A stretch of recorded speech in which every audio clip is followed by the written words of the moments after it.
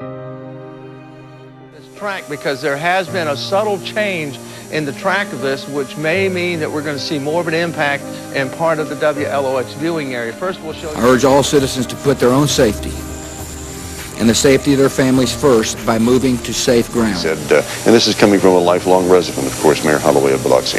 He said, we know the people of Biloxi have been survivors for 300 years, and we're going to survive this. He could be speaking of the entire Mississippi coast for that matter.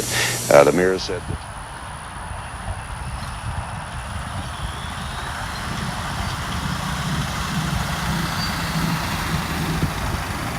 Well, with all the indicators are there, just take a look at it right there. Sheets are missing, pieces of our roof. It's kind of been isolated to that one area of the building, but that's gotten larger.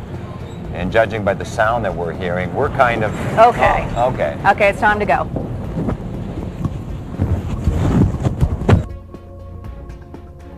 I was 5 years old in kindergarten when Hurricane Katrina hit in 2005. We lived on the point of Biloxi, where one side of our neighborhood backed up against the Back Bay and the other side of the neighborhood was right up against the Gulf of Mexico.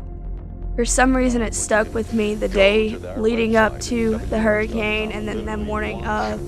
I remember the day before walking into my mom's really small master bedroom and she was watching the Hurricane Channel or the Weather Channel, and she kept saying, "This is not going to be good." And I was so young, so I didn't really understand what she was talking about. But then later on that day, she came into our bedroom, and there were 4 of us sleeping each night in that bedroom. And she each gave us a garbage bag and said, "Grab what you can, because we gotta leave."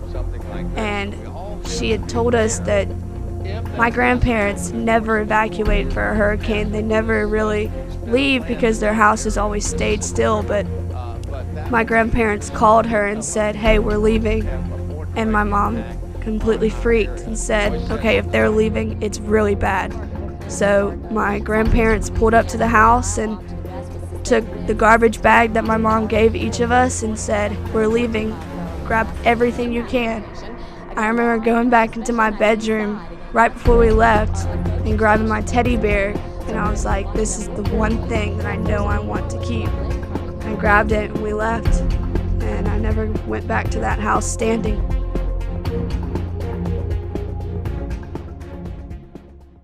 The streets of Biloxi and Gulfport will again be filled with lovely homes and the sound of children playing.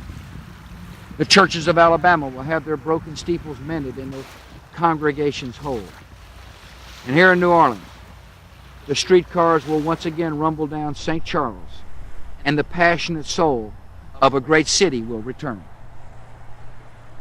On the weekends, we would go over to the Palace Casino parking lot with our bikes.